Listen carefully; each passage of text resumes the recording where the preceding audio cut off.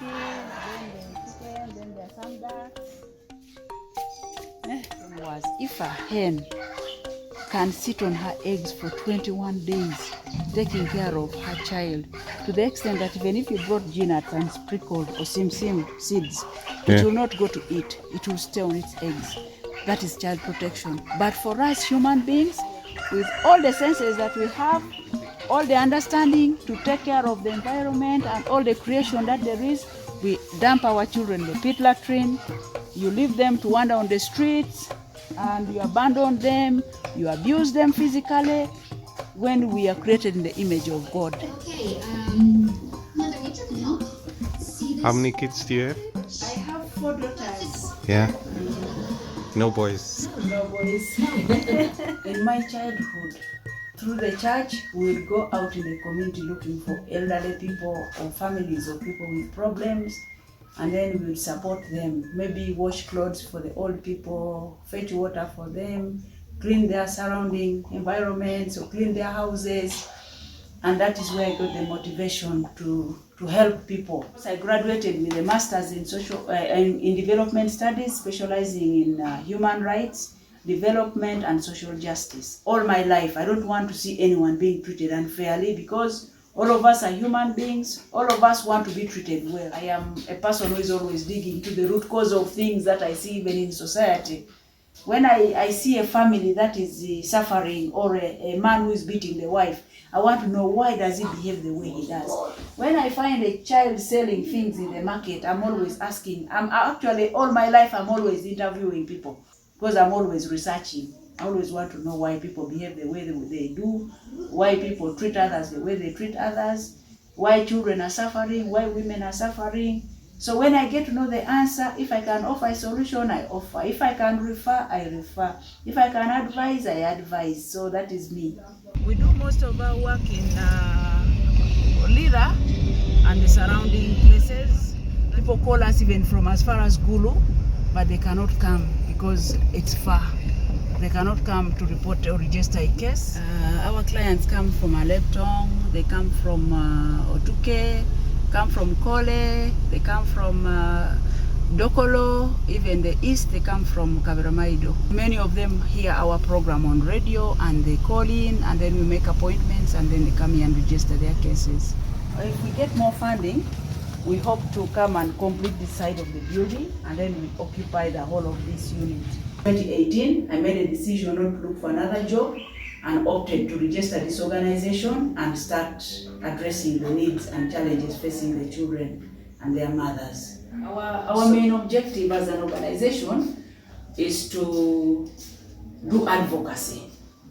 We are doing advocacy on human rights. We are doing advocacy on sexual reproductive health rights of women. We're also doing advocacy on economic rights of women and their children.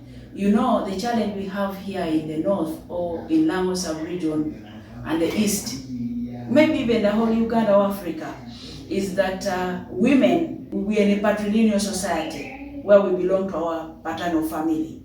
So any expectation of property, inheritance, is supposed to come from your father.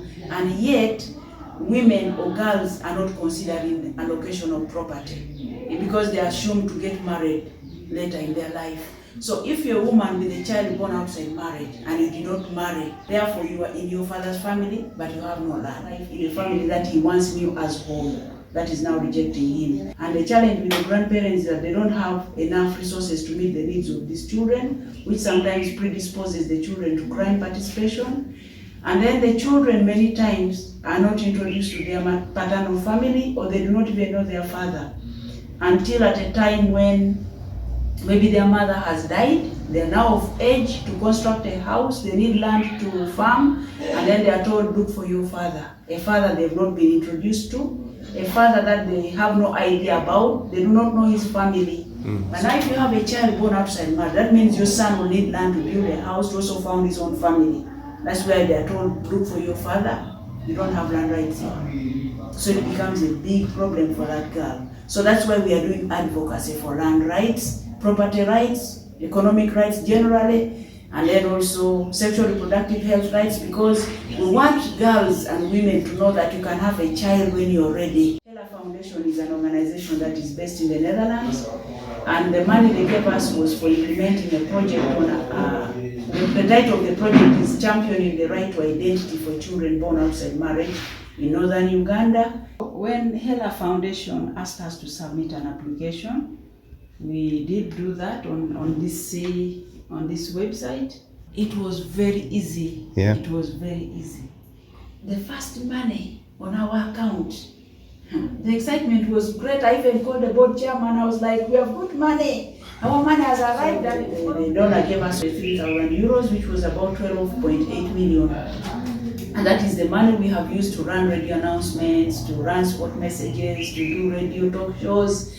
And from that, including the previous sport message we had run, as we talk now, we have almost about more than 80 cases that we have registered here. She was abducted by LRA together with her sisters and brothers.